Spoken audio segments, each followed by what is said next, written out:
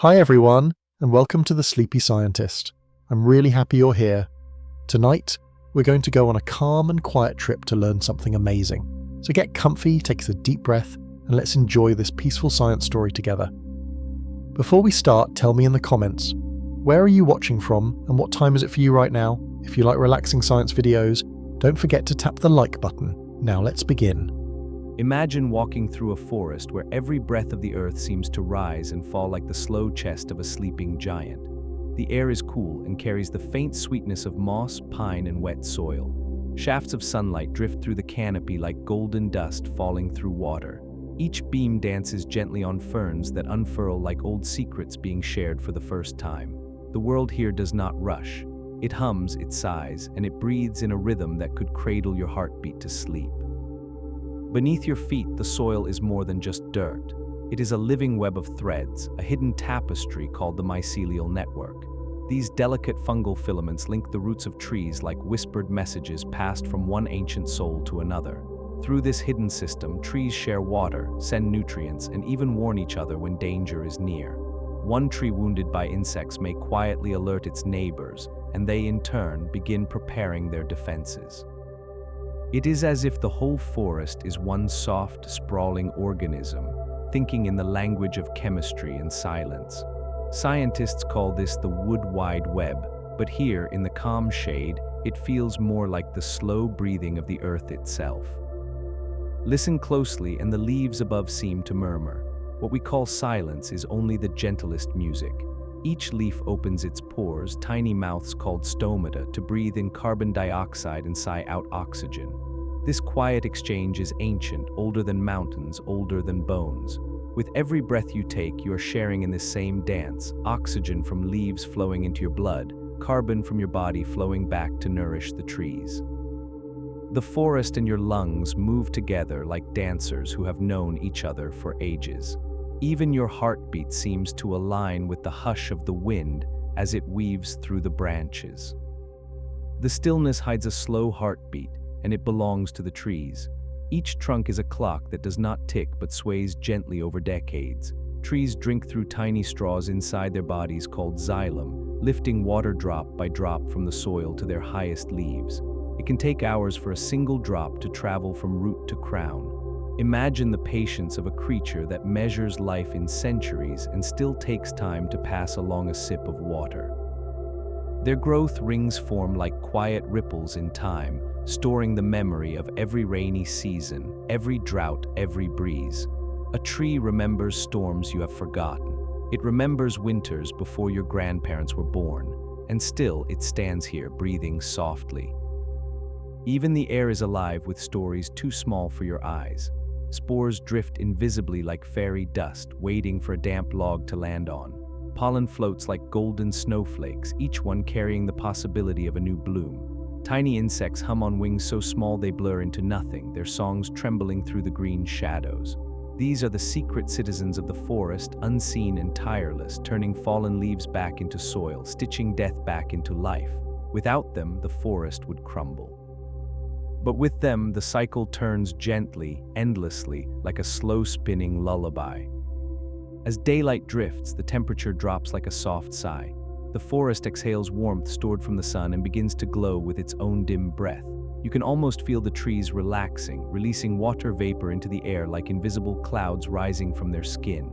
This process, called transpiration, cools the forest just as sweat cools your body. It makes the air moist and soft, a natural balm for your lungs. Each breath you take feels smoother, rounder, as though the air has been brushed by velvet. Breathing here becomes effortless, like slipping into warm water. Some trees never sleep, not the way we do. Instead, they drift through cycles of light and dark, opening and closing their leaves like slow waves. At night, many trees lower their branches slightly, as if they are bowing in deep slumber. This subtle nightly movement is called nyctinasty. Scientists use special lasers to watch whole forests rise and sink in this quiet rhythm, a kind of collective dream. Imagine the entire forest gently nodding off together under the silver blanket of moonlight. Their dreams are long, measured in rings and seasons, but their rest is as real as yours.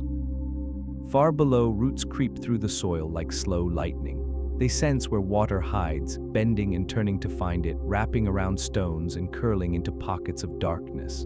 Some roots are as wide as city streets and as old as human history. They anchor the forest against storms and winds, holding the land in place like hands holding a sleeping child. They are patient builders, turning bare ground into shelter. Their slow persistence is a comfort, proof that strength can be quiet and growth does not need to hurry. Even the light in a forest moves slowly. It filters down through layer after layer of leaves, softening as it falls, by the time it talk. He's the moss, it is as gentle as candle glow. This dim green light tells plants how much day remains. Deep in the shadows, some plants stretch toward it like sleepy children reaching for a night light. Others close their leaves to wait for morning. The forest knows the difference between noon and twilight not by looking at clocks, but by feeling the color of light on its skin. That knowledge is stored in every leaf cell like a soft ticking you can't hear. In this slow world, even sound becomes soft. A falling leaf lands like a breath. A twig snaps far away and echoes like the closing of a distant book. Birdsong floats between the trees, not sharp or hurried, but round and slow, like water pouring into a bowl. Even the animals here move like whispered thoughts. Deer step as though the earth might shatter beneath them. Owls glide on wings that make no sound at all, carving silence into deeper silence. Their eyes glow like amber moons, yet they pass through the forest as if carried by the wind. To watch them is to learn how to disappear. This place is full of rhythms your body remembers even if your mind has forgotten. Your own heart slows to match the forest's heartbeat. Your thoughts stretch out like roots through soft soil. Breathing becomes deeper, steadier, quieter. Every exhale feels like a thread of mist joining the breath of the trees. Every inhale feels like drinking from a cool green spring. You are not outside the forest, you are inside its breath, part of the same invisible tide rising and falling under the canopy. And somewhere in that breath you can feel time loosening its grip. Hours do not march here, they drift like seeds on a breeze. A moment can last forever or it can vanish like dew. The forest does not care. It has seen millions of moments come and go and it holds them all gently in its shade. Standing here, listening to this slow-breathing world, you realize something quiet and profound. Nature is not hurrying and you don't have to either. You can let go, you can rest, you can simply breathe. If you linger in the forest long enough, you begin to notice the ways it measures time without clocks. The trees lean gently toward the sun, following its arc across the sky like worshippers turning their faces to a distant warmth. This slow movement, called phototropism, happens so gradually you would miss it if you blinked, but not if you stayed still and listening for days. Their growth follows invisible whispers of light, tracing patient arcs year after year.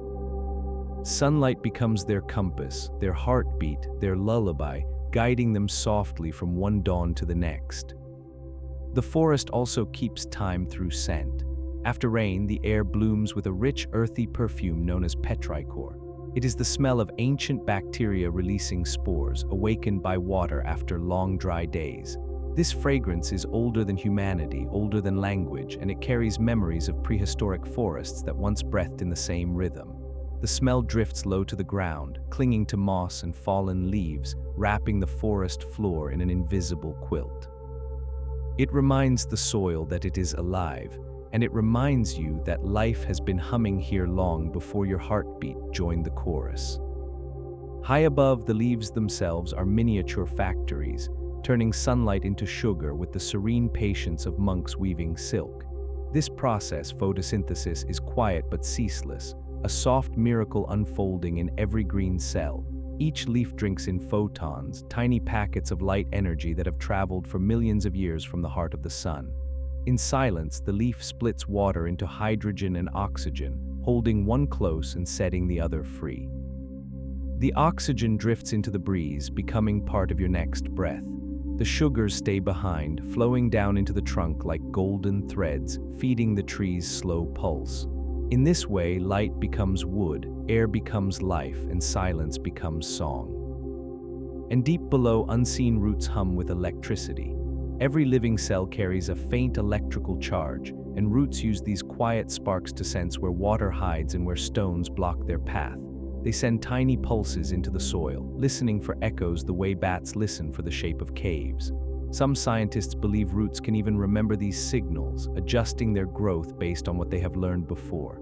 It is a kind of memory without minds, a wisdom without words. When you sit very still, you can almost feel it under your feet, a soft, secret crackle, like stars humming in the dark. The forest also holds time in water. Beneath the soil lie hidden streams, cold and patient, moving drop by drop through stones older than the moonlit hills.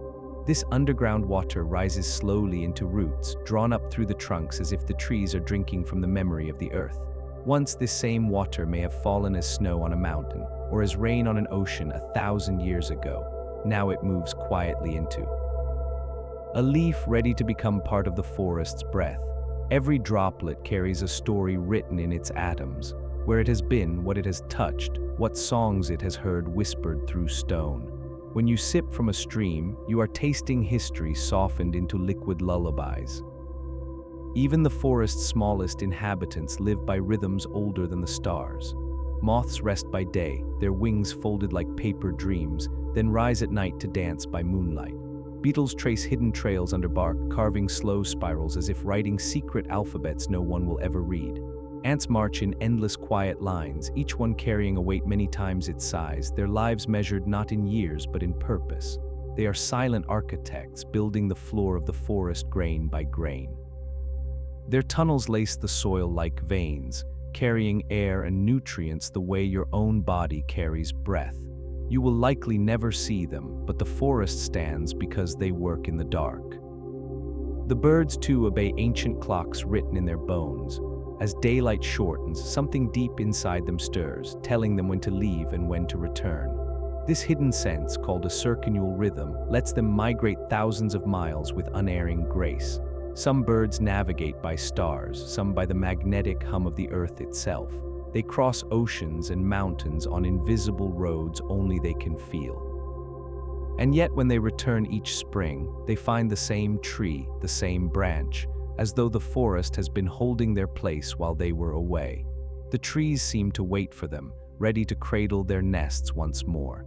It is a reunion older than memory and softer than hope. The forest even listens to the seasons breathing in and out. In spring, it exhales blossoms, clouds of pollen drifting like pale gold mist. In summer, it hums with the green pulse of life, leaves wide and full like sails catching light. In autumn, it lets go with grace, scattering its colors like quiet fireworks before falling silent again. In winter, it holds its breath, sleeping under frost, waiting for warmth to return. Each season is not just a change, but a note in a slow, endless song. You can almost hear it if you close your eyes, the forest's voice shifting with the months, as patient as moonlight on stone. There are rhythms even slower, too slow for human clocks to measure. Lichens crawl across rocks at the pace of continents, growing only a few millimeters each year. Some of them are older than cities, older than written words, clinging to stone faces like ancient whispers. Their bodies are half fungus, half algae, living symbiotically as one being. They sip sunlight and moisture from the air, turning bare stone into the first threads of soil. Without them, forests could not exist at all. They are the quiet architects of time, writing the opening lines of the forest's story one grain of dust at a time. Even decay here is slow and gentle. Fallen logs become nurseries for new life, their bark softening into velvet, their cores hollowing into caves for salamanders and moss. Fungi sprout like tiny moons from the wood, breaking it down into rich soil. What once was towering and proud becomes tender and small again, returning its strength to the earth that raised it. Nothing is wasted, nothing is hurried.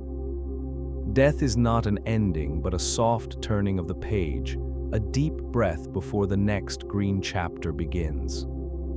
And somewhere in all this patience, you begin to feel the forest breathing through you. Your pulse slows to match the roots. Your thoughts soften like moss underfoot.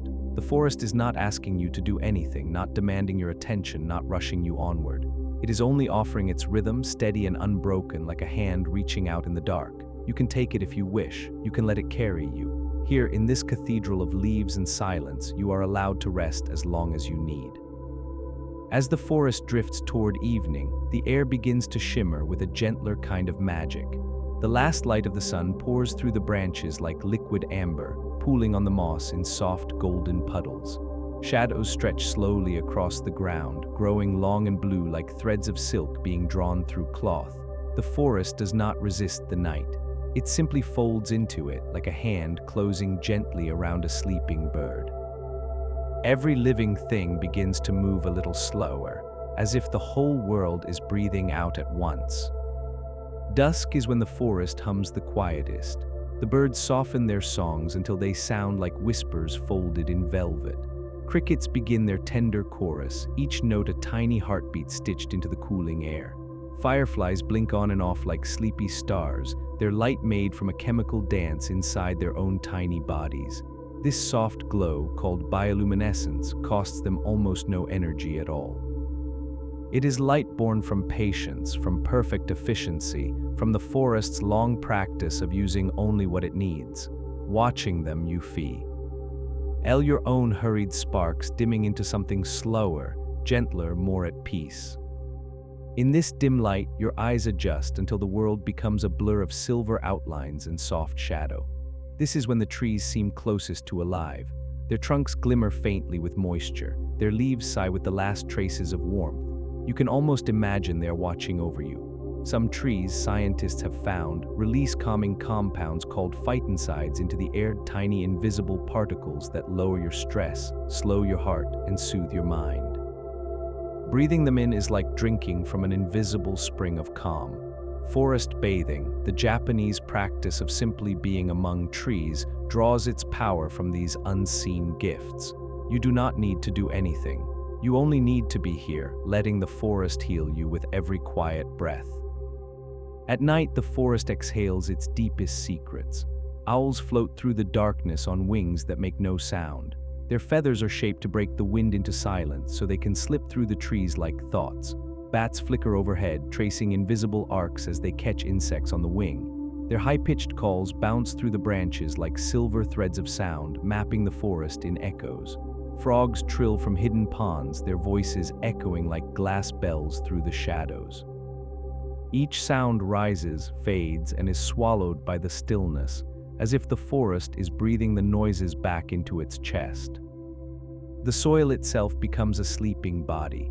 Under your feet, earthworms coil in slow spirals, their muscles rippling like soft waves in the dark. Beetles tuck their legs beneath them and drift into a stillness as complete as stone. Fungi glow faintly under fallen logs, releasing threads of light so soft you must kneel to see them.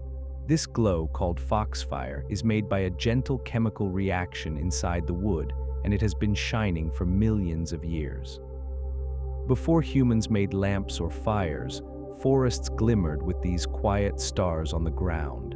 It is easy to imagine ancient travelers using them as guides, tiny lighthouses glowing in the sea of leaves. Even the trees themselves seem to sleep, though not as we do. As darkness deepens, they lower their branches by a few centimeters, then raise them again by morning. Scientists think this nightly movement helps conserve water, letting the trees rest their vascular systems as we rest our hearts.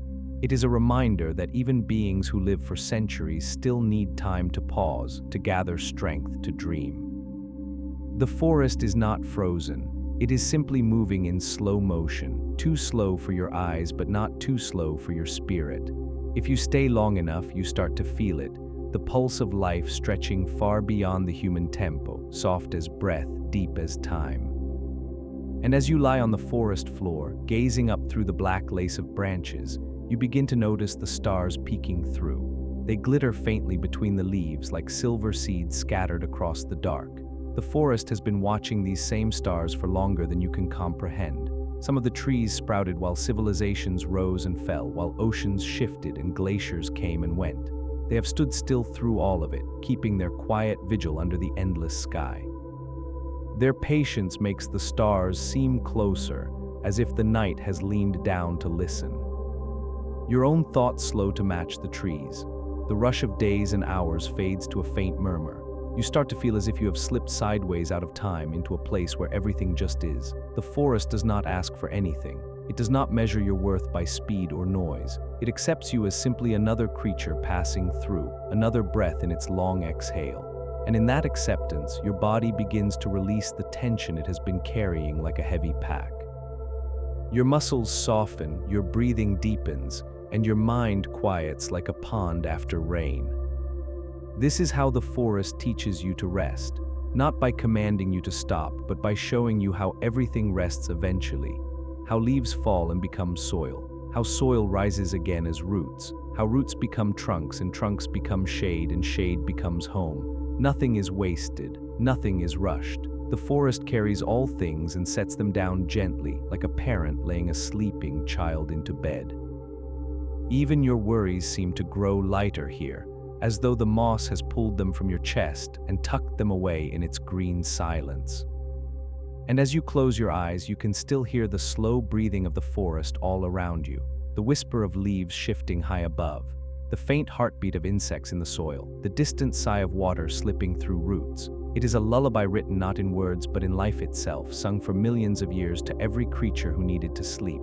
Tonight it is being sung for you. The forest breathes in, you breathe out. The forest breathes out, you breathe in, and slowly, gently you doctor. Lift into its dream. Imagine standing at the edge of the ocean where the world dissolves into blue. The sand is cool beneath your feet, damp and smooth as silk, and the air smells of salt and distant rain. Waves rise and fall in a slow, unending rhythm, like the chest of the planet breathing while it sleeps.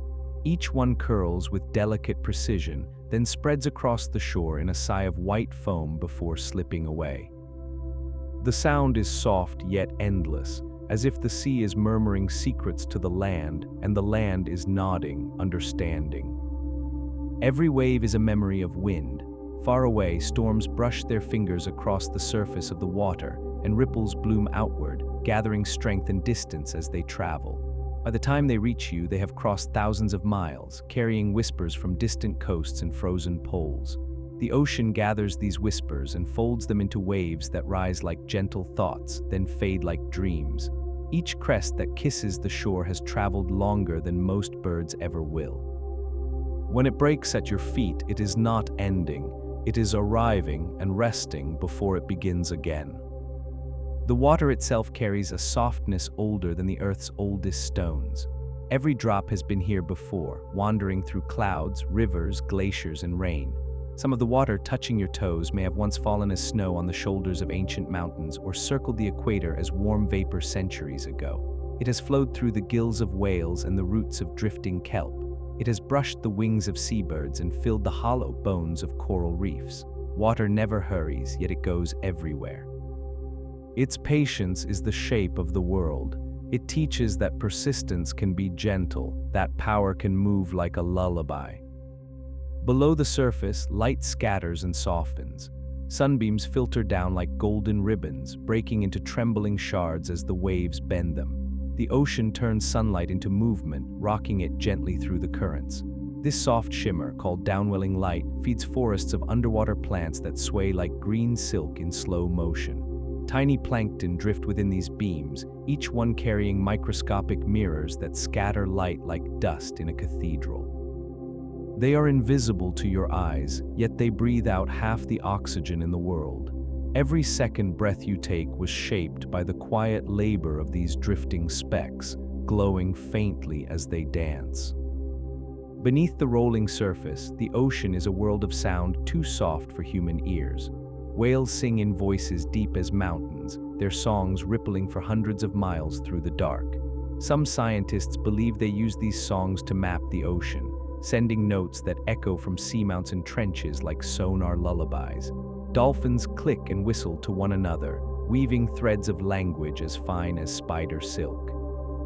Even tiny shrimp crackle faintly as they snap their claws, a sound like the soft crackling of a distant fire.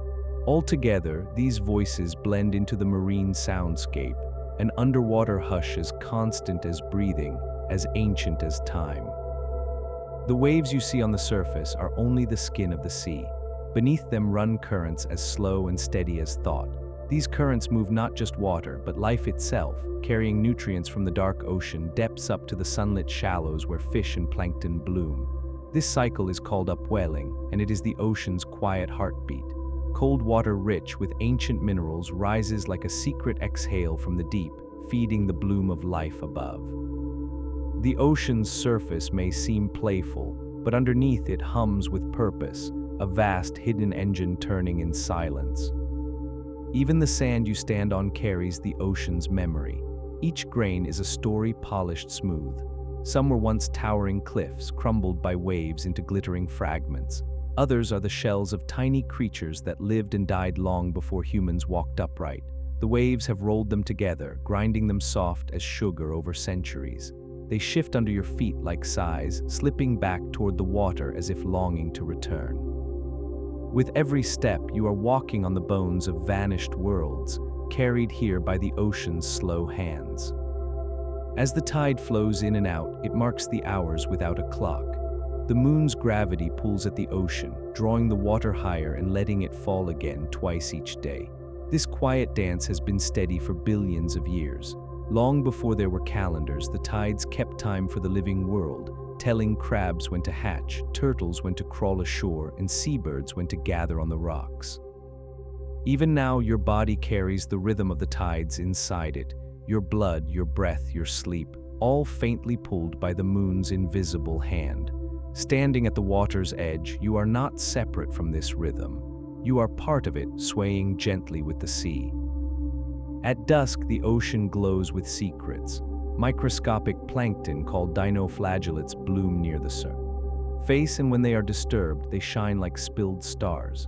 Each wave breaking in the dark flares with blue light, then fades to black again. This is bioluminescence, light made by living cells. It is as soft as breath and as fleeting as a thought, yet it can turn the whole sea into a glowing dream.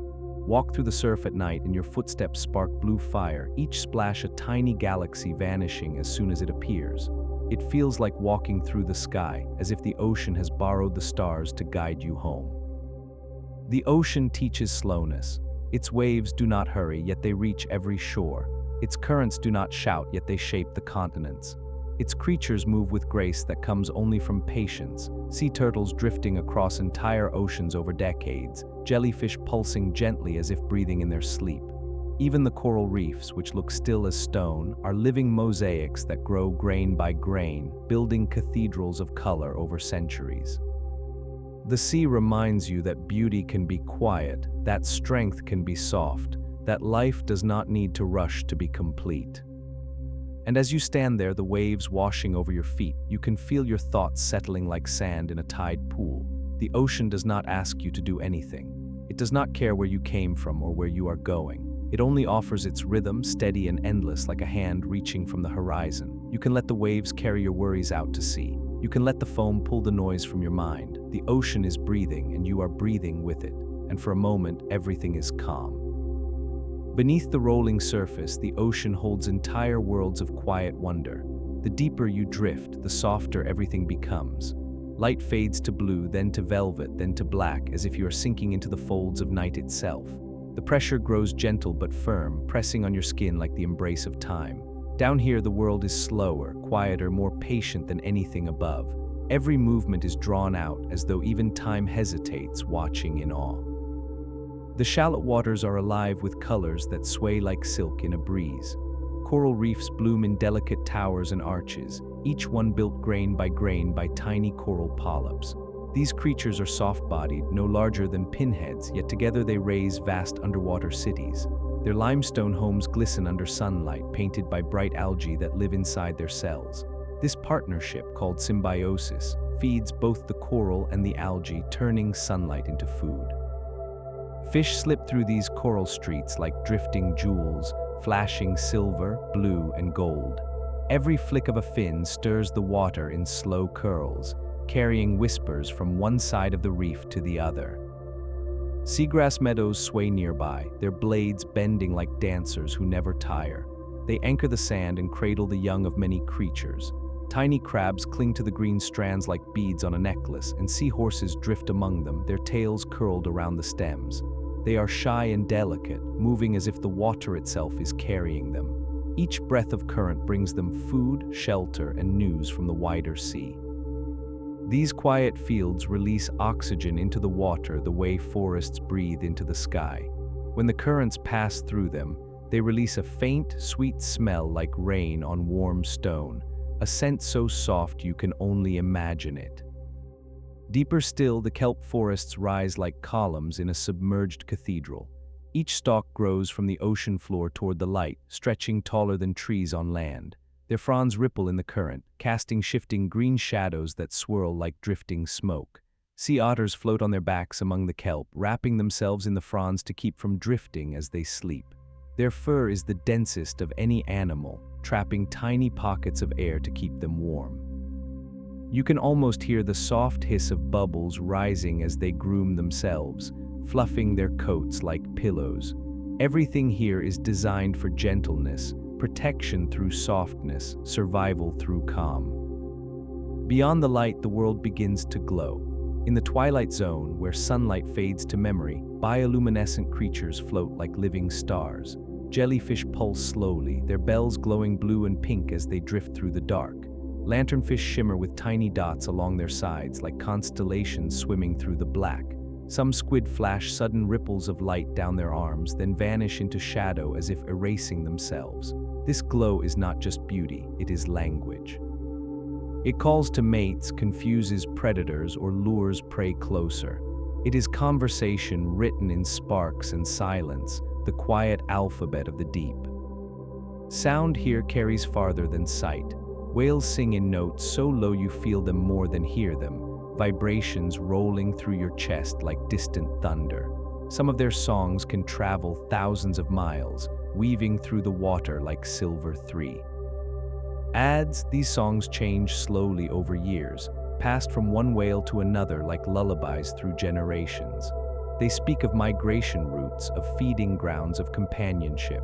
The ocean remembers these songs even when the whales have gone, holding the echoes like pressed flowers in a book. Listening to them feels like hearing the ocean itself humming softly in its sleep. Currents move through this darkness like breath. The thermohaline circulation, often called the global conveyor belt, flows silently through every ocean, linking them into one.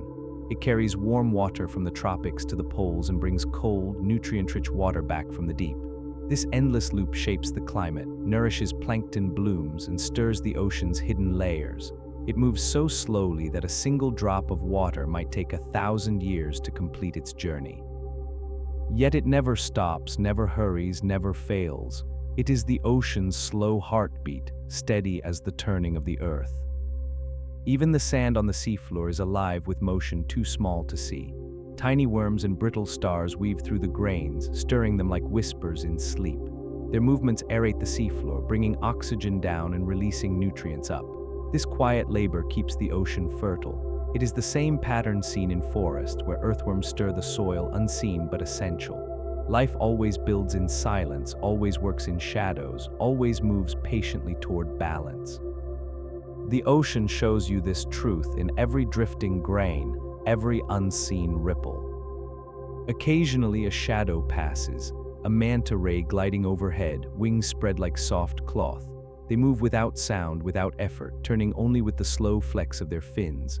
Their eyes are calm, dark pools that reflect nothing yet seem to hold the whole sea inside. They feed by drifting through clouds of plankton, filtering the water with their open mouths. Each gentle sweep collects thousands of tiny lives, each one a spark in the ocean's web. Watching them is like watching a thought move through water, smooth and unbroken.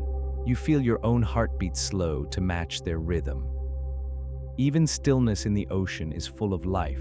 A rock crusted with barnacles becomes a city of opening and closing shells, each tiny mouth sipping the current as it passes. A sea star rests motionless on the sand, yet inside it muscles ripple in silent spirals, moving fluid instead of blood. Its arms can regrow if lost, sprouting slowly from the wound like pale new moons. The ocean never wastes anything. It heals, it rebuilds, it waits. Everything here carries the lesson that softness is not weakness, and slowness is not failure. As you drift back toward the surface, the light returns in trembling ribbons. The water warms around you like the memory of sunlight. You rise through the kelp forests, past the drifting fish, past the soft crackle of tiny lives hidden in the sand. The waves above grow brighter, closer, louder. Yet they no longer seem hurried. You have learned their language. They are not rushing, they are breathing. The sea is not vast and cold anymore. It is patient and kind and endlessly alive. And as your head breaks the surface, the sky spreads above you in silent welcome, blue as forever, wide as rest. As the sun begins to drift toward the horizon, the ocean changes its voice. The bright chatter of waves becomes a low hum, and the colors bleed gently into gold and rose. The air cools, carrying the faint scent of salt and kelp, and the water gleams like melted glass. The tide slides away from the shore, leaving behind pools that mirror the sky in trembling fragments. Each wave that withdraws seems reluctant, trailing white fingers of foam that dissolve as you watch. It is as if the ocean is whispering its secrets more slowly now, saving them for the dark. Tide pools bloom like tiny worlds in the hollowed rocks. They hold the remnants of the sea, cradling anemones that sway like silk scarves and snails that move as slowly as dreams. Starfish cling to the stone like ornaments placed by the tide, and translucent shrimp dart like glimmers of light caught in water. These small creatures live between worlds, kissed by the ocean at high tide and left to the moonlight when it falls away. Their lives follow the pull of the moon, their clock set by silver hands in the sky. Each night they wait, knowing the water will return, as it always has, as it always will. Above them seabirds circle, their wings etched black against the pastel sky. They cry in long, hollow notes that seem to echo from the bones of the cliffs. Their calls fade as the light softens, and they drift to their nests, folding their wings like closing books. The rocks they perch on are slick with age, carved by the slow breathing of waves over centuries. Every hollow in the stone was once sharp, once unyielding, until the water taught it how to soften. The ocean smooths everything it touches, not by force but by time. It shows you that Lenus can be more powerful than strength if you are patient enough. As night deepens, the sea becomes a mirror for the stars. The sky spills its silver seeds across the water until you cannot tell where the world ends. The horizon fades, and the ocean stretches upward into the darkness, infinite and still. Somewhere out there, whales move like shadows under the surface, their songs gliding through the black. Each note takes minutes to fade, carrying across miles in the heavy quiet. Scientists have traced these calls as they echo from ridge to ridge on the seafloor, like whispers passed between mountains. They may speak of migration routes, of food, of companionship, or they may simply sing because it feels like breathing. Their voices seem to belong as much to the night as to the ocean. The waves, too, slow their breathing. They do not vanish, only soften, as if they have settled under a blanket of moonlight. The moon pulls them gently back and forth, her invisible hands stirring the entire sea as though it were a cradle. The water glows faintly where the moonlight touches it, silver brushing the tips of each wave. This soft gleam, called sea sparkle when joined by glowing plankton, makes the ocean look as if it is holding stars in its arms. If you walk along the shore, your footsteps flash blue in the foam, then vanish, as though the sea has tucked them away. Somewhere beyond sight, sea turtles are swimming silently through the dark. They move with ancient certainty, gliding with each stroke as if they have known the path forever. These creatures can travel thousands of miles between the beach where they hatched and the place where they will return to lay their own eggs. Their sense of direction comes from the Earth's magnetic field, an invisible map written in their bones. They swim slowly, unhurried by the passage of time. To them, the ocean is not something to cross, but something to belong to. Their calm is contagious. Watching them, you can almost feel centuries pass like gentle tides. Closer to shore, the sand is cooling, each grain releasing the warmth it gathered during the day. It shifts under your feet with a soft hiss, flowing like liquid with every step. Buried within it are ghost crabs, tiny as pebbles, waiting for the night to come fully. They will scurry out under the moon to hunt and play, their pale shells glowing faintly in the silver light. Their lives are short, their movements frantic, yet the ocean gives them all they need. It is a strange kind of peace, the peace of knowing you belong to something vast enough to hold your haste without judgment. The ocean itself sleeps in layers. Near the surface, warm currents glide slowly, stirred by winds far away. Beneath them, colder water rests unmoving as if dreaming. These layers rarely mix, separated by the thermocline, a barrier of temperature as real as a wall. The warm water cradles the night sky's reflection, while the cold water keeps the memory of ancient winters locked within it. Some of this deep water has not seen the sun for hundreds of years. It waits patient and still until currents draw it back into the light. Even in its sleep, the ocean remembers. When storms come, the ocean does not resist them. It folds them into itself, absorbs their fury, and returns to stillness when they pass. The surface may rage, but the deep stays calm. A few meters down, the wave's violence fades to gentle rocking, like the slow breathing of a giant at rest. This is how the ocean endures, not by defying chaos, but by outlasting it. Every storm becomes part of its rhythm, another verse in its endless song. And when calm returns, it is as though the storm was never there at all.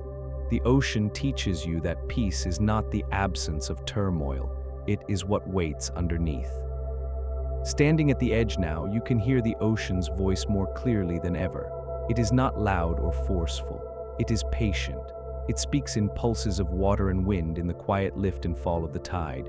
It tells you that everything passes, that nothing is lost, that all things return in their time. The same water that leaves tonight will return tomorrow. The same stars that shine above have watched over this sea since before the first forests grew on land. The ocean has seen every beginning and every ending, and it has remained, breathing softly in the dark. And as you listen, you feel yourself becoming part of this rhythm. Your breath slows, your thoughts unravel like seaweed drifting on the tide. You are not apart from the ocean, you are one more wave, one more ripple, one more whisper in its song. The sea does not rush, it does not demand, it only breathes and waits and carries you gently within it. The waves slide over the sand and your heartbeat slides with them, and you realize that you are safe here and small and infinite all at once. The ocean hums its secret conversations, and for the first time you understand. You can let go, you can rest, you call. And simply be. When night drapes itself across the sky, the stars begin their quiet work. They do not blaze or shout. They simply appear one by one like tiny lanterns being lit in an endless cathedral of darkness. The air cools and stills as the last warmth of the sun fades from the earth. You tilt your head back, and above you spreads an ocean of silver points, delicate and ancient, glowing from unimaginable distances. They have always been there, waiting patiently for the dark to return so they could whisper their light to you once more. Each star is a sun, though they look like dust scattered across velvet. Some are newborn, just igniting their first fires, while others are ancient, burning through their final breaths. The closest stars send their light to you in mere years, while others shine from so far away that their glow has been traveling toward your eyes since before the first forests rose on this planet. To look at the stars is to look into deep time, to see not how things are, but how they were eons ago. Every star is a message from the past, arriving tonight as if it has waited for you. Their light is gentle but fierce. It is born from nuclear fusion, where atoms press together so tightly that they release bursts of energy, the same way your own heart releases warmth when it beats. In stars, hydrogen becomes helium, and the leftover energy spills out as light and heat. This process has been happening for billions of years, and it will go on for billions more. The sun that warms your face each morning is one of these stars, humming steadily through its slow golden life. Yet here in the quiet of night, all the other stars seem to hum too, soft as lullabies stretched across the black. Between the stars lies more than darkness. The space is not empty, but filled with thin veils of gas and dust, star nurseries where new suns are born. These clouds glow faintly, lit from within by the first sparks of forming stars. They swirl in patterns too vast for your eyes to grasp, moving like ink in water across the silence. From these clouds come not only stars, but planets, moons, and the raw ingredients of life. The calcium in your bones and the iron in your blood were forged in stars long gone, scattered as stardust into space, then gathered again into you. When you breathe under the stars, you are breathing pieces of their forgotten stories. Some stars flicker not because they are fading, but because their light is passing through waves of air in the atmosphere. The air bends and wavers like heat above a summer road, making the stars appear to dance. This twinkling is called scintillation, and though it seems like playfulness, it is a reminder that the sky is alive, always shifting, always breathing. On nights when the air is still and clear, the stars sharpen until they seem to pierce the darkness like tiny needles of light. But most nights they shimmer gently as though sighing. There are stars so large they could swallow your entire solar system, and others so small they are barely bigger than Earth. Some flare suddenly, blasting out light 1,000,000 times brighter than before, then settle back to their steady glow. Others fade quietly for centuries until they wink out entirely. And yet, despite their differences, they all obey the same silent rules. Gravity holds them together. Light carries their warmth outward. They burn patiently until their fuel runs out, and then they transform, collapsing into white dwarfs, exploding into supernovae, or dissolving into black holes where even light cannot escape. These endings are not tragedies, but transformations. Their scattered remains seed new stars, new planets, new possibilities. Nothing in the universe is lost. It only changes form, as gently as breath becoming mist in the cold. The patterns you see in the sky are not truly there. The constellations are pictures drawn by human eyes, lines imagined between distant suns, yet they have guided travelers across deserts and oceans for thousands of years. Sailors once steered by the North Star, trusting its stillness as they crossed wild seas. Farmers watched the rising of certain stars to know when to plant their fields. Ancient storytellers wove myths into the shapes of the constellations, stitching human wonder into the fabric of the sky. Even though those stars are scattered across unimaginable distances, they appear close enough to hold hands. This illusion is comforting, a reminder that even in vastness, our minds seek connection. Above the bright stars stretches something softer, the Milky Way, a pale river of light pouring across the night. It is our home galaxy, made of hundreds of billions of stars, all spinning together like leaves in a slow whirlpool. From Earth, you see it edge on, a hazy band curling through the darkness. The light you see left those stars thousands of years ago, carrying their quiet glow across the void. Standing beneath it feels like standing at the center of time itself. You can almost sense the galaxy turning, so slowly it takes 200 million years to make a single rotation. It reminds you that patience is the language of the cosmos, and the stars speak it fluently. The night sky also hums in ways you cannot hear. Space is silent to your ears, but stars send out waves of energy, radio waves, X-rays, gamma rays, that ripple invisibly across the void. Some of these waves pass right through you as you stand in the starlight, quiet and harmless. Telescopes catch these whispers and translate them into images or sounds, letting you glimpse the hidden symphony of the universe. When astronomers convert the vibrations of stars into sound, they produce low, soft tones, like the deep notes of distant bells. It is as if the stars are singing lullabies you can only hear with your heart. Even the darkness between the stars is full of meaning. It holds the cosmic microwave background, a faint glow left over from the birth of the universe.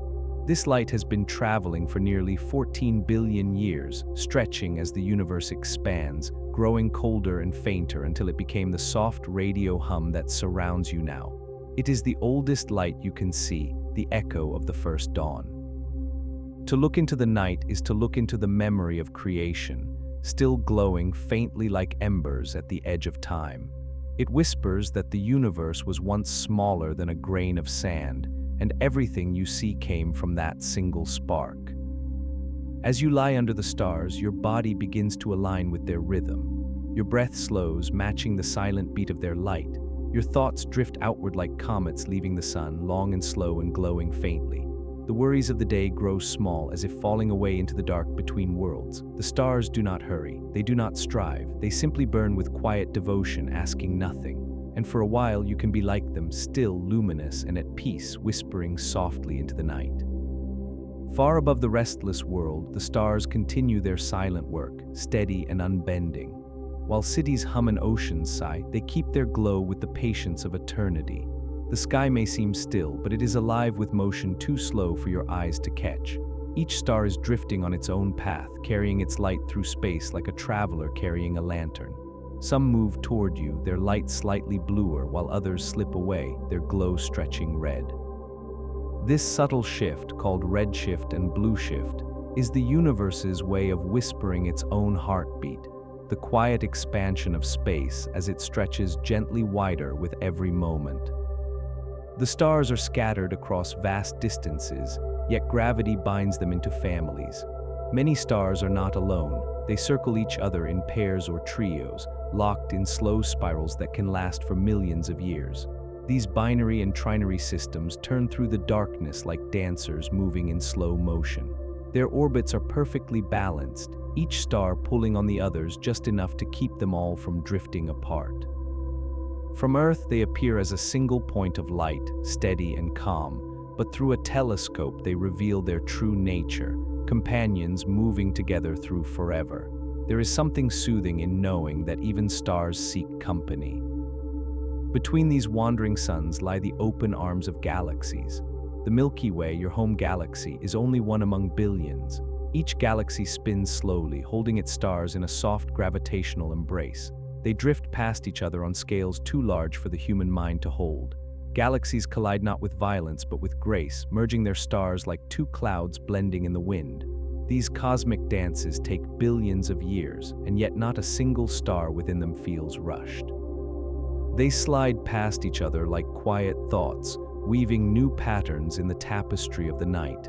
Even destruction in the universe is gentle when viewed from far enough away. Around many stars whirl planets, tiny worlds tracing circles through the dark. They cling to their suns with invisible threads of gravity, their paths so precise that they return to the same place year after year.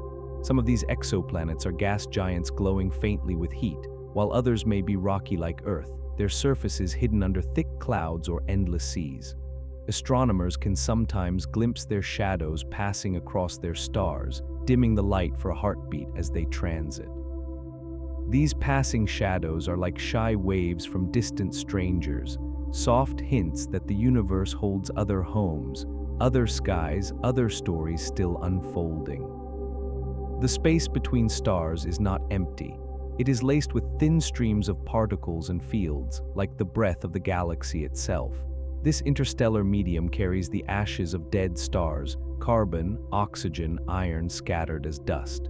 These grains drift through space for millions of years before gathering into new stars and planets. When meteors fall through Earth's atmosphere, they sometimes carry bits of this stardust, leaving delicate trails of light.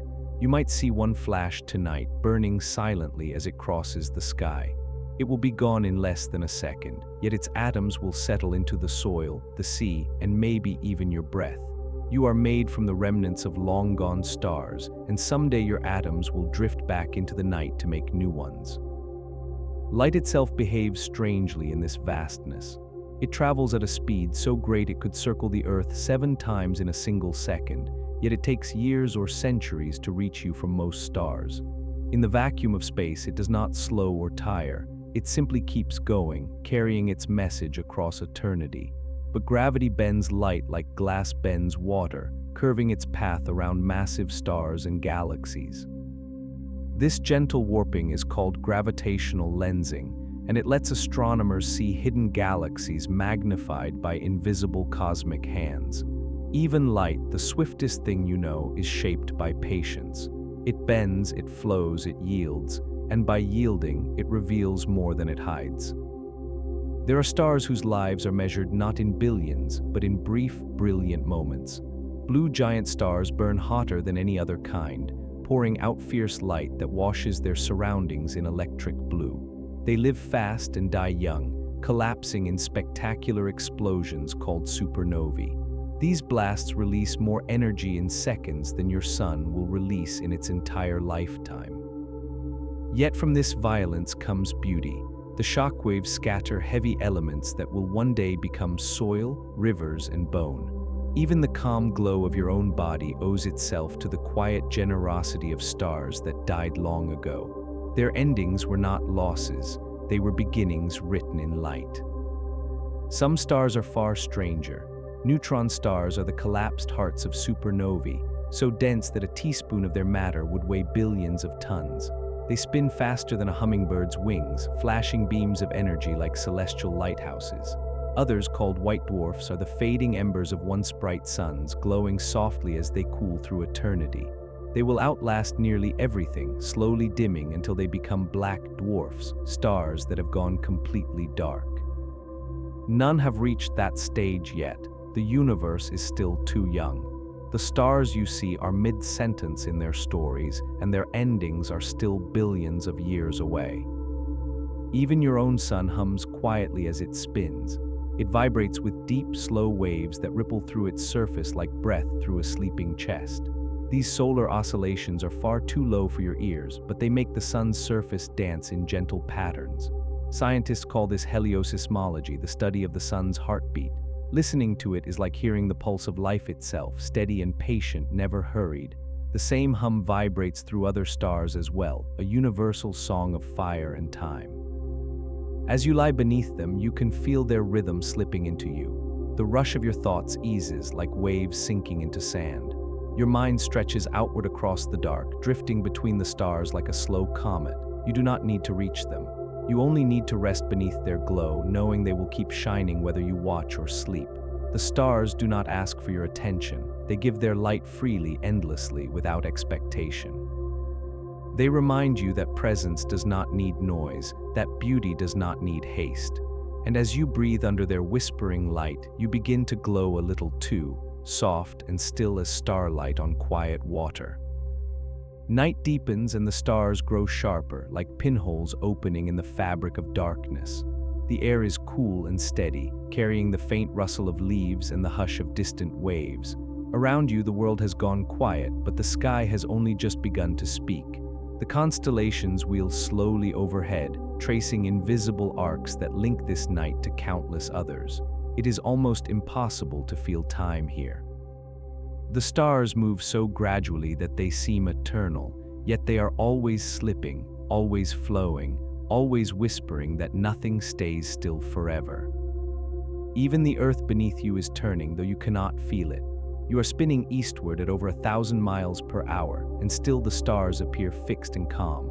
This illusion has soothed humans for millennia, letting sailors steer their ships and nomads cross deserts by their glow.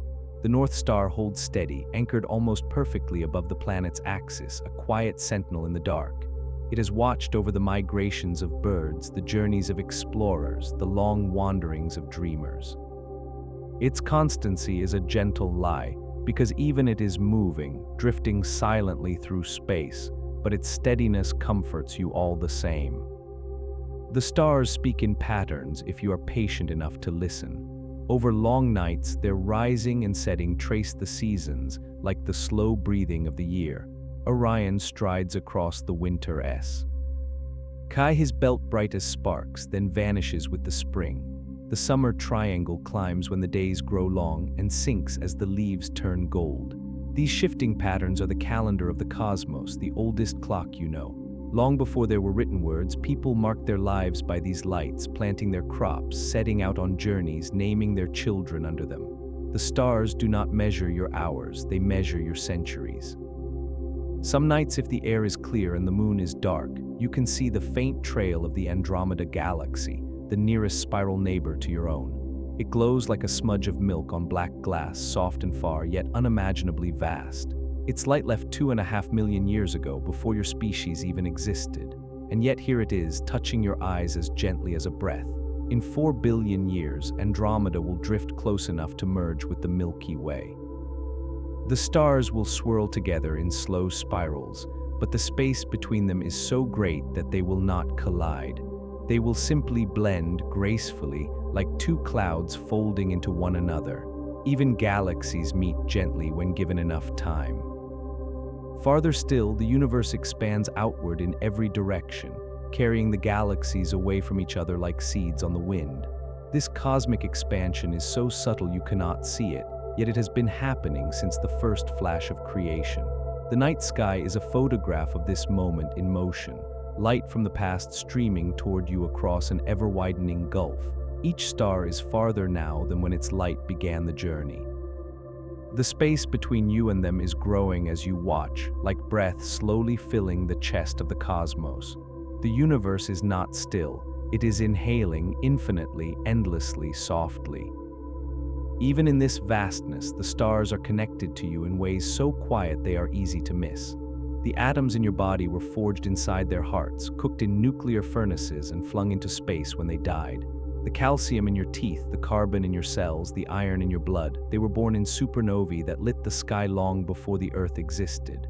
When you look at the stars, you are seeing the place you came from, the place you will return to. You are not beneath them, you are of them. You are the cosmos looking back at itself, and the stars are nodding in recognition.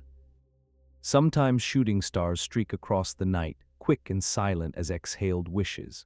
They are not stars at all but tiny meteors, grains of dust burning as they fall through the air. They vanish almost before you can see them, yet their passing feels profound. Perhaps it is because they remind you that even brief moments can be beautiful, that brightness does not need to last to matter. The stars do not rush to outshine each other. They glow at their own pace, content to simply exist. You can do the same. You do not need to hurry to be worthy of wonder. In the coldest hours of night, the world grows still enough to hear your own breathing. The stars hang motionless, the horizon fades, and the sky becomes a dome of pure silence. It feels as though the universe is holding its breath with you. There is a peace here older than memory, older than fear. It wraps around you like a soft blanket, heavy and reassuring. The stars are keeping watch while you rest, just as they have for every creature that has ever closed its eyes. They are the night's gentle sentinels, burning far away but keeping you company all the same. And then, almost without noticing, your eyelids begin to grow heavy. The stars blur into a silver mist, their edges softening like watercolor on wet paper. Your thoughts drift slower, like feathers settling through still air.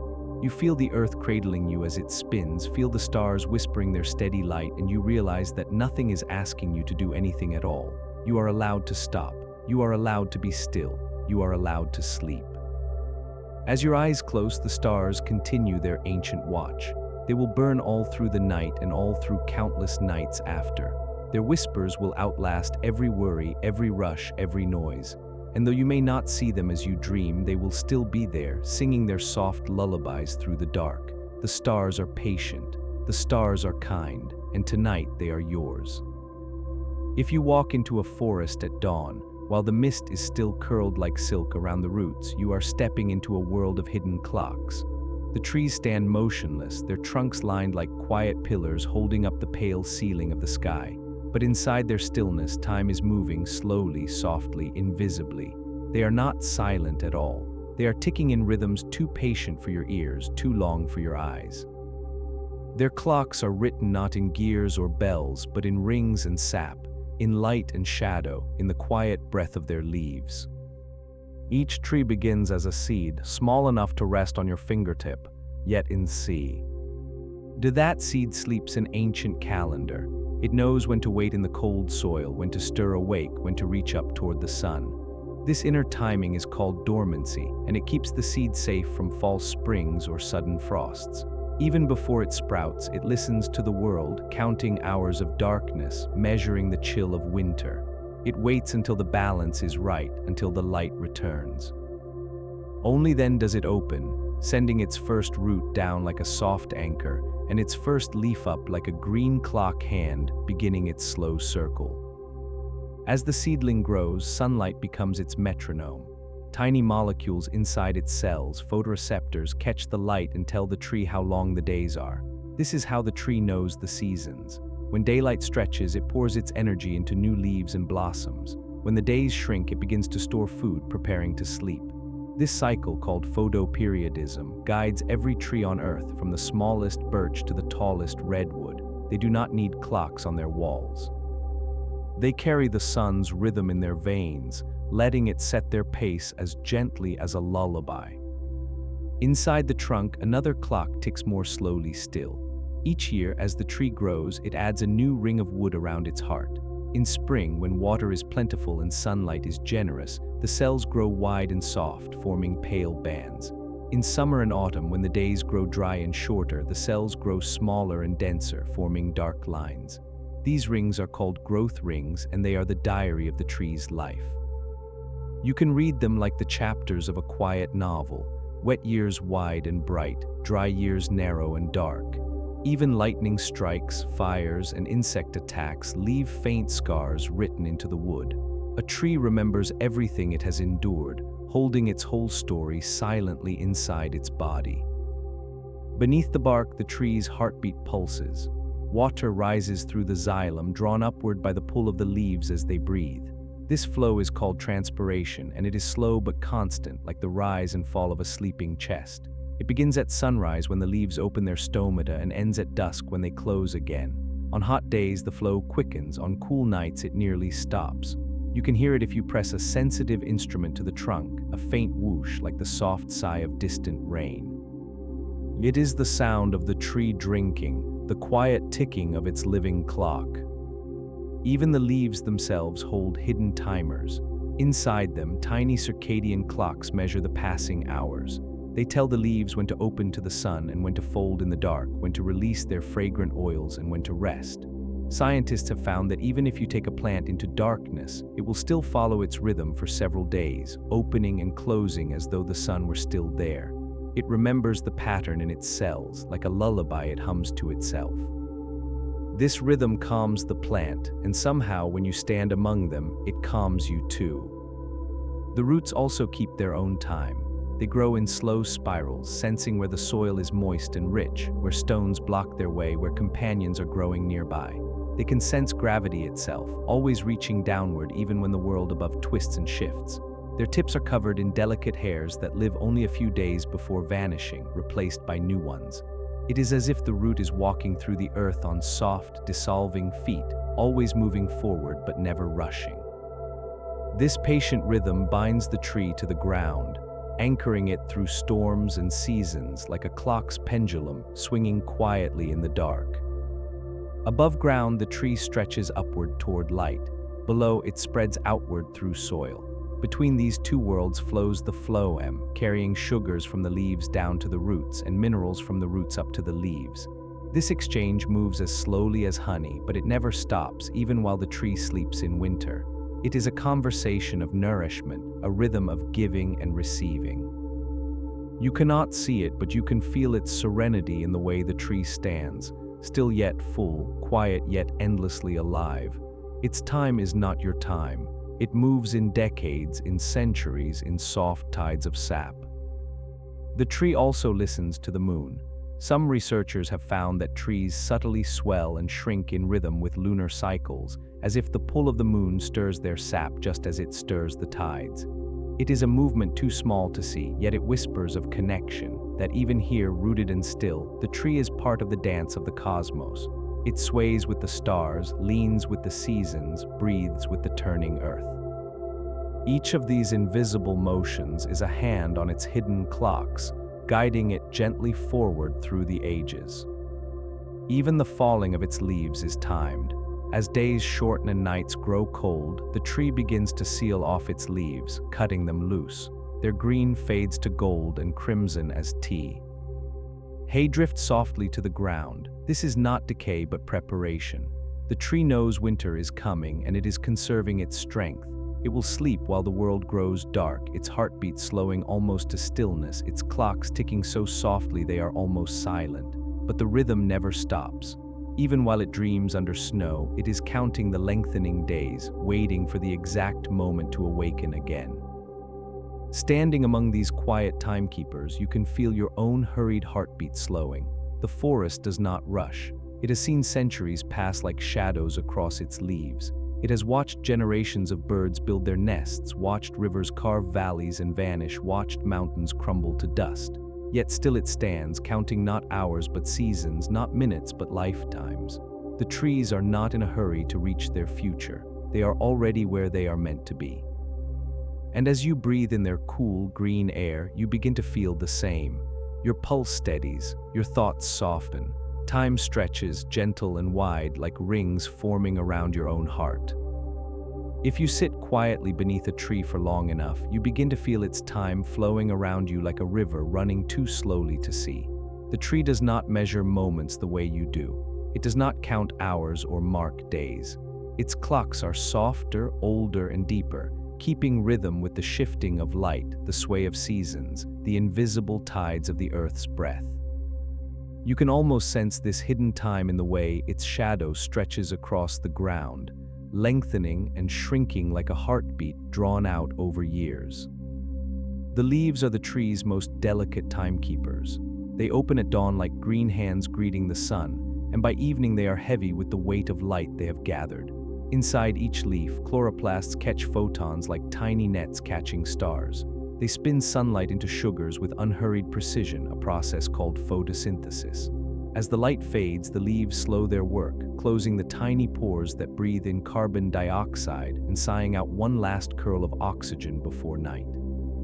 Even their colors are part of the clock. When days grow shorter in autumn, the green fades, revealing the hidden pigments of gold, amber, and red that have been waiting quietly all year. This soft blaze is not sudden. It is a message that the tree has counted the days and knows it is time to rest. While the leaves follow the sun's daily rhythm, the buds and flowers follow the longer clock of the seasons. Deep in winter, when the branches are bare and brittle, the buds are already there, tiny and sealed tight like sleeping eyes. They rest through snow and ice, waiting for the exact combination of warmth and daylight to stir them awake. This timing must be perfect. Too soon and they risk frost, too late and they lose precious weeks of growing light. Their patience is exquisite. They have waited through storms and silence, and when they finally open, they do so gently, all at once, as though the whole tree is breathing out after holding its breath for months. Inside the trunk, the tree keeps an even older calendar. Its wood cells divide in spirals, forming rings that mark the passage of years. These rings are not just records of time, but of memory. A wide ring tells of generous rains and warm summers. A narrow one speaks of drought and struggle. Some rings carry the faint darkness of wildfires survived, or tiny twists from winds that once bent the sapling's body. These stories are locked in silence, unread until the tree falls, yet they shape its every breath. The strength of its trunk, the spread of its branches, even the tilt of its shadow are sculpted by this long, slow memory. The tree does not forget, but it does not cling. It simply carries the past forward like a song still humming in its heartwood. Water rises through the tree in rhythms too. The roots draw it in and it climbs through narrow vessels, pulled upward by the thirst of leaves. This slow current moves only as fast as the sun warms the canopy. On cool days it crawls, on hot days it quickens. At night, when the leaves close their pores, the water rests in the trunk, waiting for the morning call. This is the tree's heartbeat, measured in hours instead of seconds. You will never hear it, but it never stops.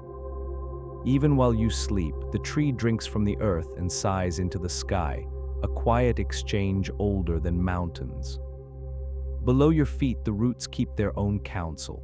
They move in darkness, spiraling through the soil in arcs so slow they seem still. Their tips sense gravity, water, and even the faint chemicals of neighboring plants. They can tell friend from stranger, kin from competitor. When they meet another of their own kind, they sometimes fuse, sharing water and nutrients in silent cooperation. When they meet a stranger, they turn away or compete for space.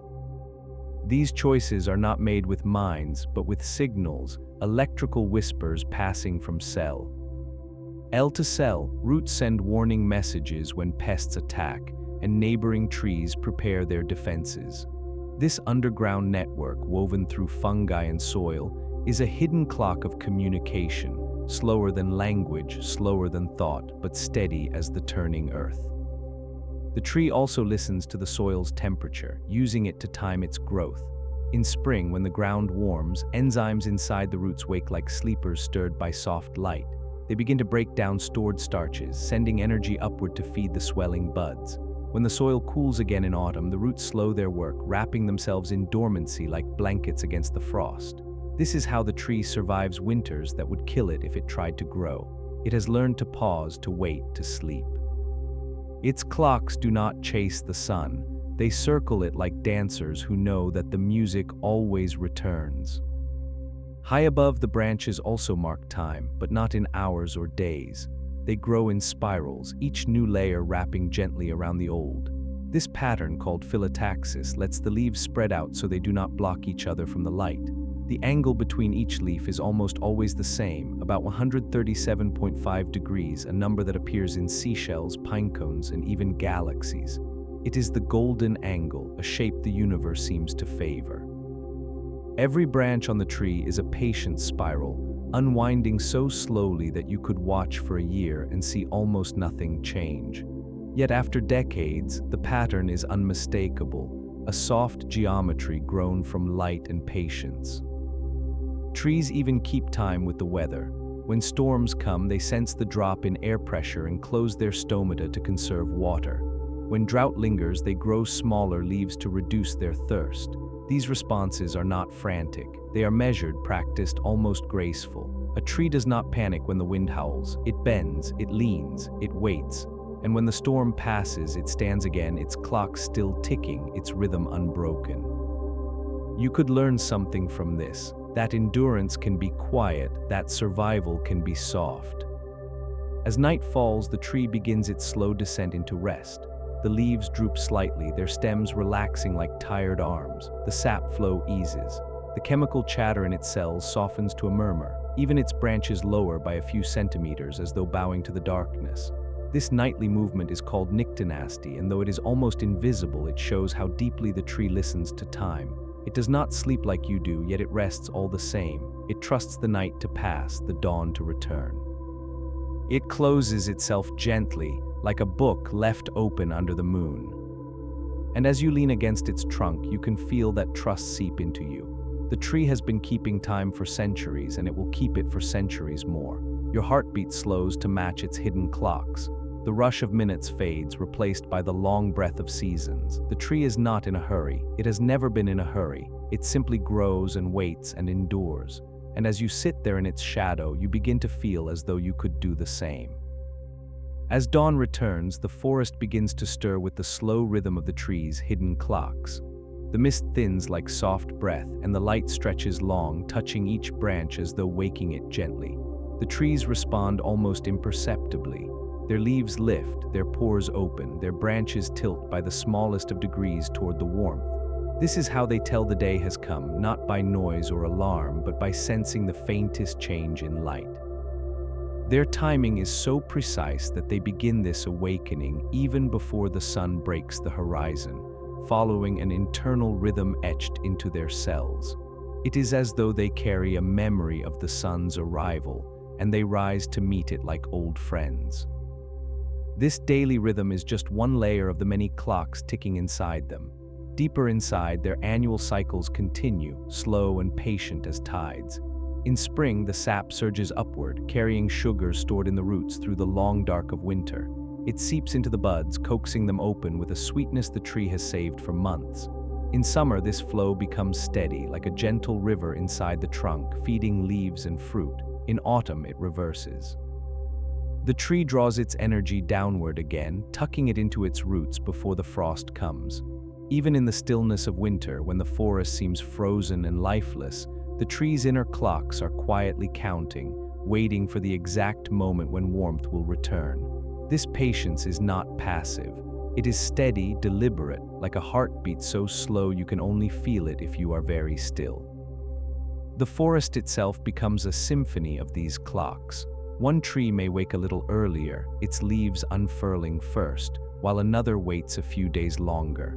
Together, they spread their green canopy like a wave rolling through the woods. Birds and insects time their own lives to th. Is unfolding, hatching and buzzing when the leaves are soft and full of food. Even the soil stirs in harmony, microbes waking with the warmth, fungi weaving new threads between roots, worms rising from their winter depths. The trees are the conductors of this hidden orchestra, and the music is the quiet, steady song of time.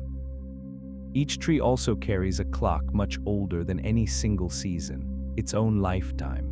Some trees live only a few decades, while others endure for centuries or even millennia. A bristlecone pine can outlast entire civilizations, standing still while empires rise and crumble around it.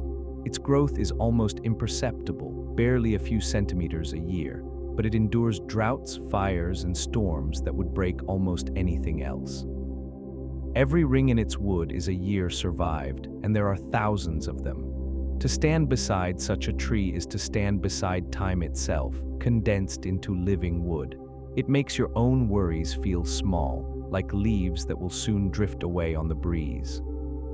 The clocks of trees are not just mechanical rhythms. They are deeply entwined with memory and response. A tree remembers drought by adjusting the size of its leaves in the years that follow. It remembers fire by thickening its bark. It remembers insect attacks and passes chemical warnings to its neighbors through underground fungal threads.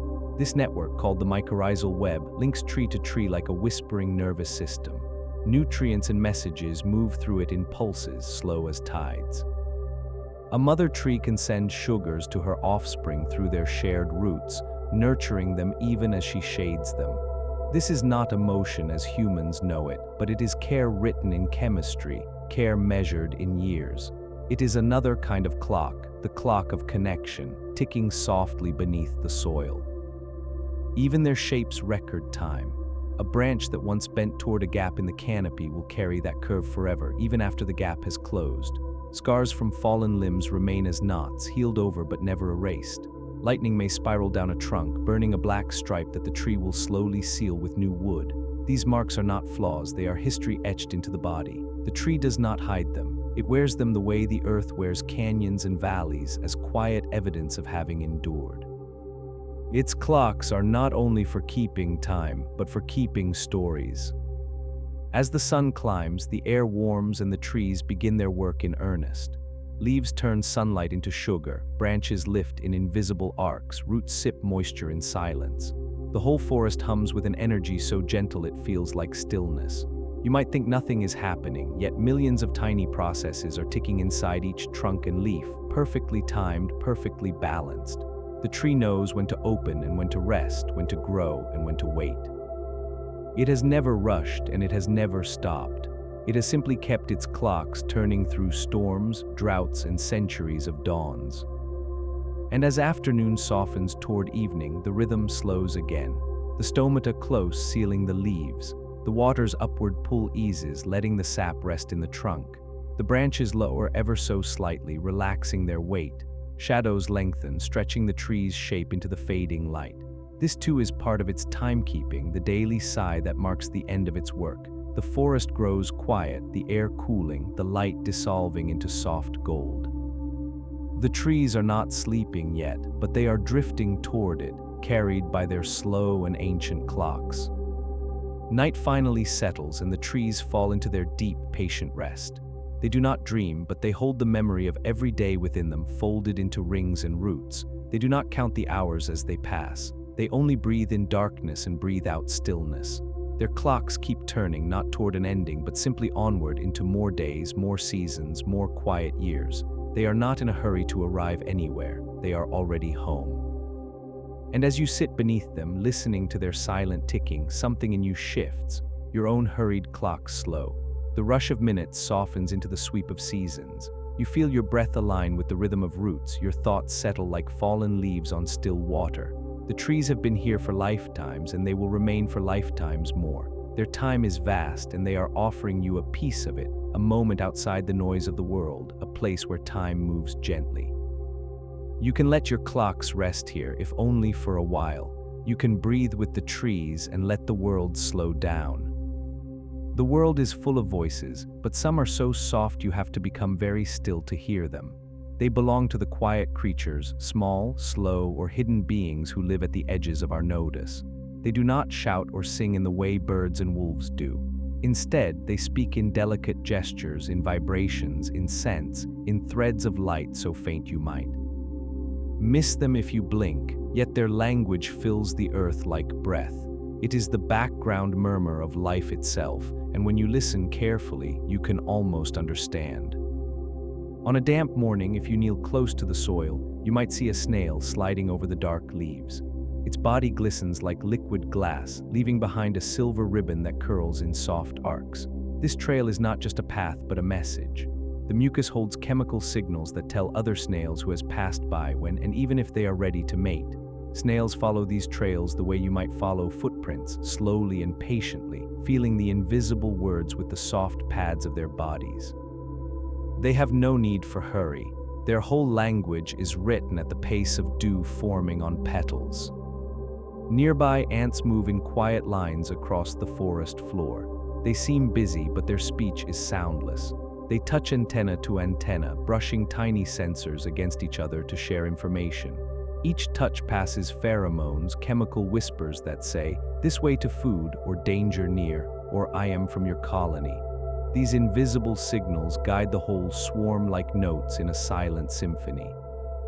Even when they carry seeds heavier than themselves, they walk without complaint, every step placed in perfect rhythm with the colony's heartbeat. Their world hums with purpose but never noise. In the low sunlight, a spider rests at the center of her web, waiting. The web looks still, yet it trembles with faint vibrations. Each strand sings a different note when touched, and the spider listens through her feet, feeling the patterns ripple outward. This is her language, threads tuned like harp strings, telling her which direction a fly has landed, how big it is, how far. She does not rush to move. She waits, poised and calm, until the exact moment when the signal tells her to act. Then she glides across her silk like a shadow. Her entire world is made of listening. Under the soil, earthworms speak in movements too soft to see. They tunnel through the dark, their muscles rippling like waves. As they move, they mix air into the earth and pull fallen leaves down into the black. They leave behind rich castings, feeding the roots of trees. Their work shapes the ground itself, yet they never make a sound. The soil remembers their passing, holding their quiet touch long after they have slipped away. Even in silence, they build the world beneath your feet, one grain at a time. In the green hush of ponds, frogs crouch like little statues. They are not always singing. Most of the time they are still, breathing through their damp skin, feeling the vibrations of water around them. They sense the ripples made by insects skating on the surface, by fish brushing the stems below. When they do speak, it is not just noise but rhythm, pulses of sound shaped by the air in their throats. Each species has its own pattern, and they call back and forth like drummers in a distant fog. Their voices rise and fall in slow waves, blending with the sound of rain. Listening to them is like hearing the earth breathing in its sleep. In the air, moths drift silently from flower to flower.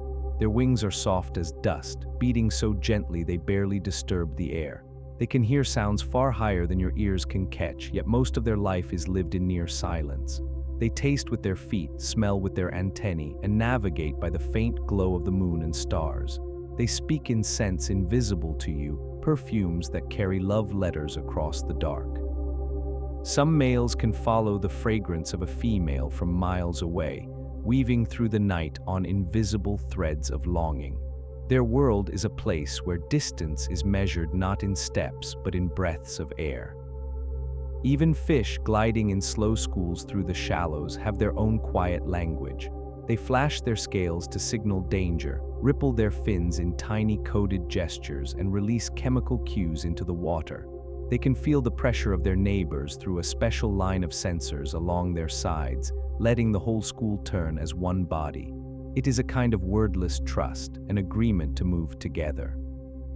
When they rest at night, they hover motionless in the dim water, their gills stirring just enough to keep them alive. Their silence is not emptiness, it is harmony. Bees speak in dances. When a forager finds a meadow blooming with flowers, she returns to the hive and performs a figure-8 waggle on the comb. The angle of her dance tells the direction, the length tells the distance, and the speed tells the richness of the find. The other bees watch, then fly out to the exact place she described, all without a single sound. Their language is made of movement, shared through the tremble of their bodies and the warmth of the hive. It is a language of trust, where each gesture carries food, hope, and survival. Beneath the waves, octopuses write their thoughts in color. Their skin blooms with shifting. Patterns blushes of white when curious, deep crimson when startled, ripples of gold and blue when they are calm. They can change in an instant or ripple slowly like sunlight across sand. They watch the world with wide, clever eyes, and though they make no noise, they are full of expression. Each color is a sentence. Each gesture of their arms is a phrase. They carry their language like a living painting, and the water holds it gently until it fades. All around you, the quiet creatures are speaking. Crabs drum their claws on hollow logs. Fireflies flash small green lights in soft codes. Butterflies tilt their wings to signal rivals to stay away. Even plants join this conversation, releasing perfumes to warn neighbors of hungry caterpillars, or opening their flowers only when certain bees arrive.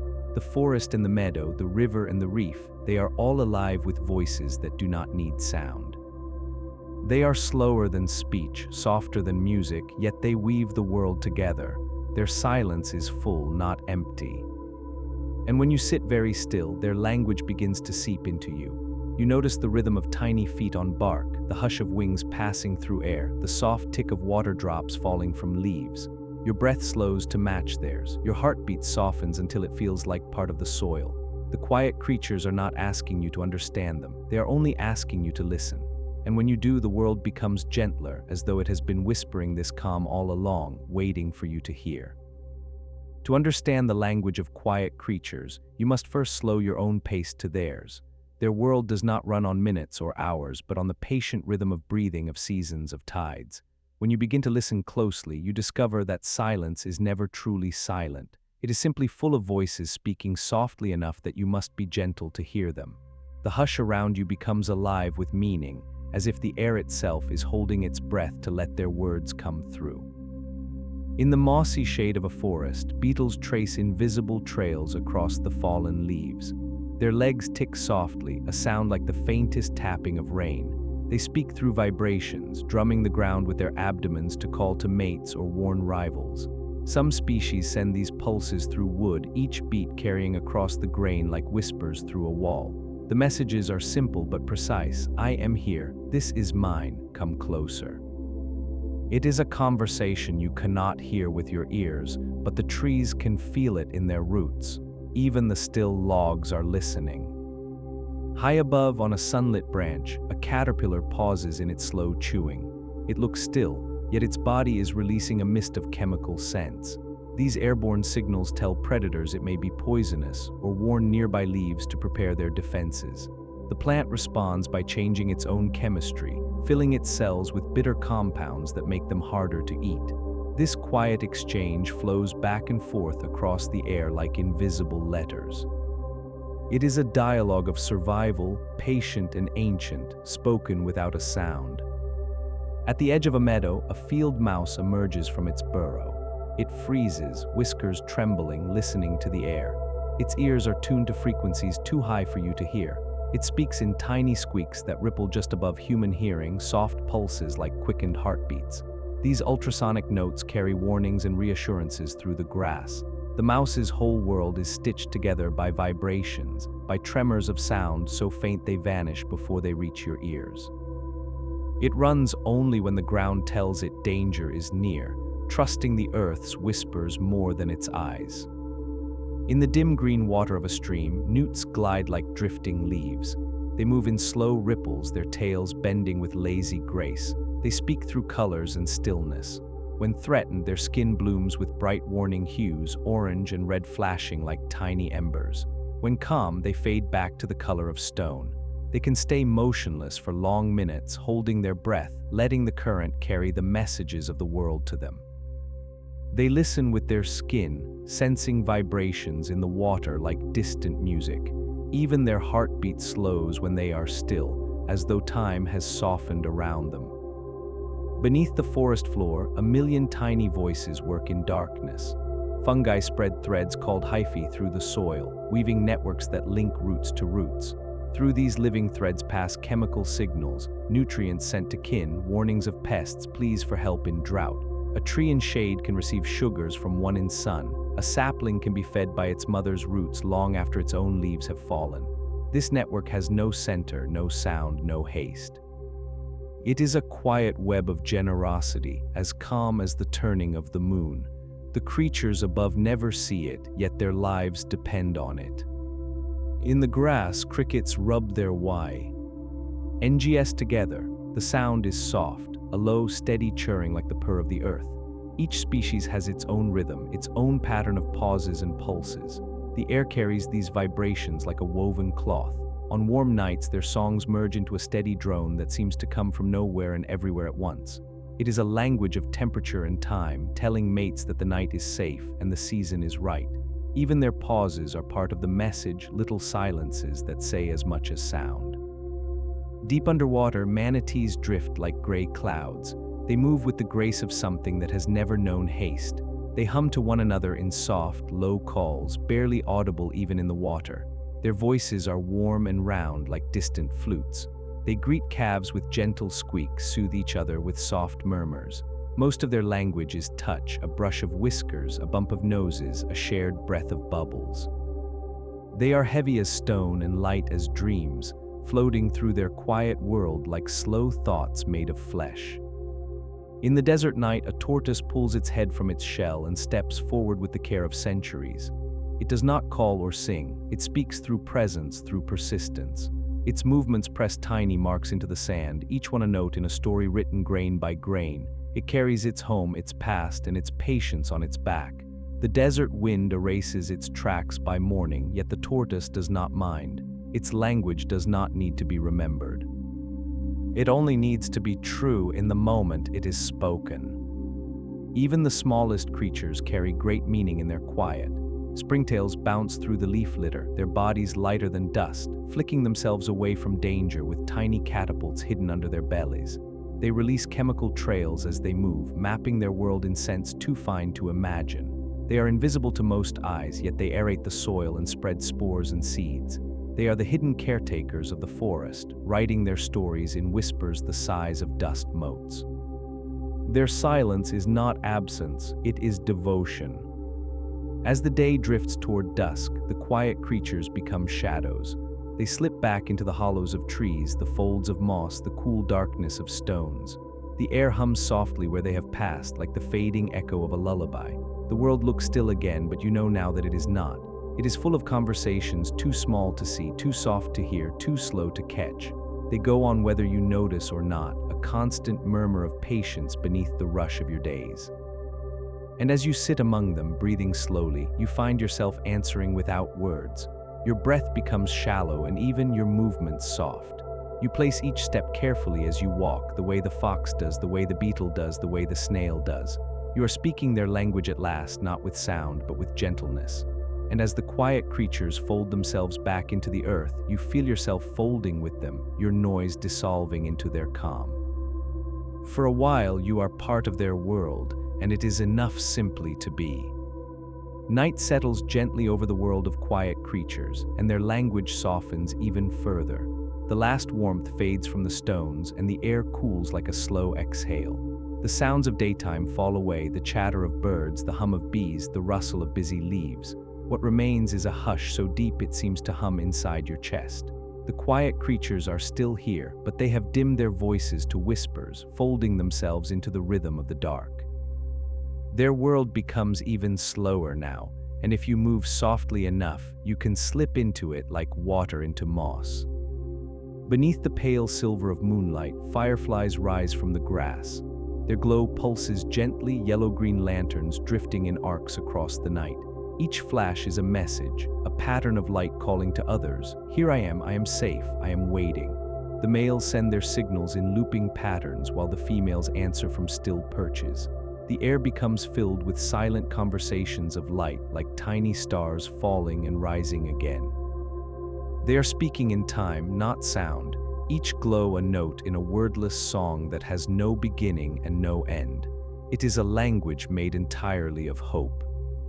In the soft earth below, millipedes move like living bracelets, their legs rippling in perfect waves. They make no sound, yet the soil trembles faintly as they pass. Their bodies release faint scents that tell others where they have gone, where they have found food, where they have made their hidden nests. These scents linger in the dark like invisible ink, marking their stories in threads that fade as dawn approaches. The forest remembers their touch, even if you cannot see their trails. They are archivists of stillness, recording their lives one silent step at a time. Near the water's edge, frogs begin their slow chorus. They do not call all at once, each W. Waits for a pause, then fills it with its own note, a low and rounded sound that rolls across the pond like a pebble sinking through water. Their rhythm is unhurried, spacious, like rain dripping from leaves. Some answer, some fall quiet, and the silence between their voices is part of the music. It is not about filling the air. It is about belonging to the night. Their language does not press or demand, it simply floats like mist. Under the moon's glow, a hedgehog shuffles through the fallen leaves. Its tiny feet make a soft patter like distant rain on paper. It pauses often, listening with sharp ears for sounds too faint for you to notice. It does not speak in noise but in scent. Every place it touches collects a faint trace of its musk, which other hedgehogs can read like a map: who passed by, how recently, how healthy they are. These invisible notes thread the forest floor like an unseen diary. The hedgehog writes and reads them without knowing it is writing or reading, guided by instincts as old as stars. Even the night air itself carries words. Moths glide through it, invisible except for the slight blur of their wings. Their antennae sweep the dark like soft brushes, tasting the faint chemicals released by flowers that bloom only at night. Some petals open only under moonlight, saving their perfume for these quiet pollinators. The moths read this hidden script with flawless precision, weaving from blossom to blossom, spreading life on their dusted feet. They hum so faintly that only the flowers seem to hear them, yet their work keeps whole ecosystems breathing. Their silence holds the promise of new blooms. In the cold black of a forest pond, tiny water boatmen cling upside down to the surface film. They move their oar-like legs in slow strokes, propelling themselves through the mirror of the water. When they call, they do it not with voices, but by rubbing their legs against their bodies, sending vibrations through the water. The sound is high and clear, like glass bells ringing under the surface, though you may never hear it. It carries only to other boatmen who answer with their own trembling notes.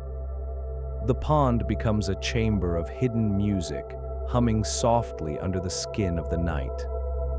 Deep underground in the root dark, blind cave salamanders wait in pools as still as mirrors. They have no eyes, no color, no hurry. They live for decades without changing, their hearts beating so slowly they seem carved from stone. They feel the movement of the water with their skin, sensing the approach of tiny prey by the faintest ripple. Their language is patience. They do not need to speak. They simply exist, perfectly fitted to their quiet world. They are proof that life does not need light or noise to endure. It only needs time. High in the trees, a sloth curls into a cradle of branches, unmoving. It has climbed for hours to reach this perch, and now it rests, swaying slightly in the breeze. Algae grow in the fur on its back, turning it green so it vanishes into the leaves. It moves only to breathe, only to blink, its heart beats slow and steady as falling rain. Sloths do not speak aloud. They carry their language in their calm, the way they trust the branch, the way they let the world move around them without resistance. They are not silent because they have nothing to say. They are silent because they do not need to say it quickly. And as the night grows deeper, the quiet creatures grow softer still. Their voices fade into the pulse of the earth, into the hush of wind through grass, into the silver breath of stars on water. You sit among them unmoving and feel their language surrounding you like a warm blanket. It is not sound but presence, not words but belonging. Your breath slows to match theirs, your thoughts dissolve like mist, and you understand at last that silence was never empty.